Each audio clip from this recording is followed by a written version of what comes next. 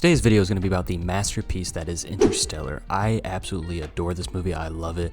I think it is perfect in every single way, and I have not stopped thinking about it since I went to go see it in IMAX in December. Has not left my mind, so let's dive into these fun facts. Let's get it. Okay, let's go.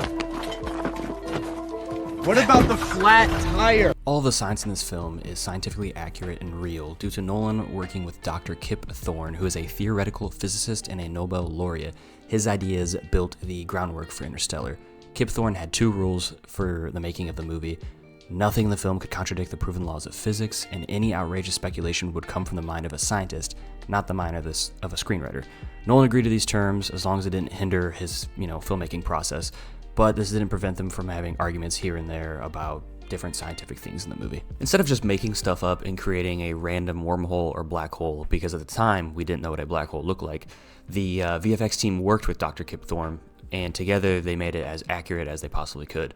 Thorne provided them with different equations explaining how both of these work in real life, and the VFX team created this new software where they could feed those equations into, and that resulted in the black hole and the wormhole that we see in the movie. Nolan is known for prioritizing practical effects rather than using an overabundance of CGI in his films, and Interstellar is no different.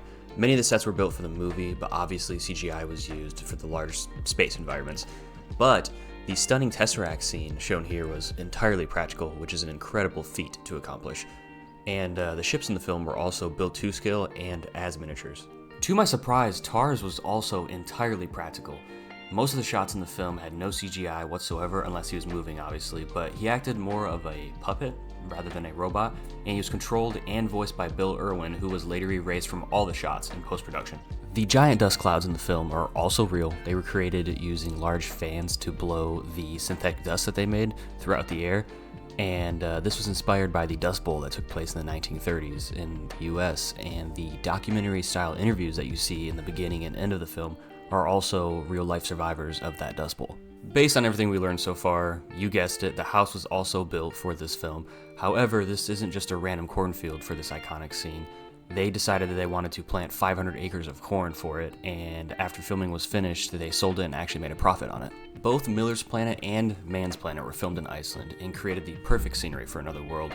Miller's Planet, or the Water Planet, was filmed in the Jökulsárlón, I think that's how you pronounce it, lagoon.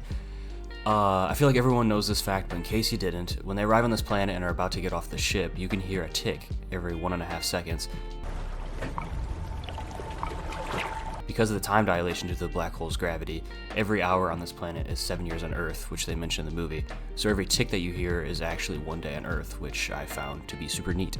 So time is obviously a main theme of this movie, but a small little detail that I love that isn't really necessary is that the Endurance spacecraft is actually in the shape of a clock face. The word interstellar is actually only said once in this movie in a message from Professor Brand to his daughter. We must confront the reality of interstellar travel.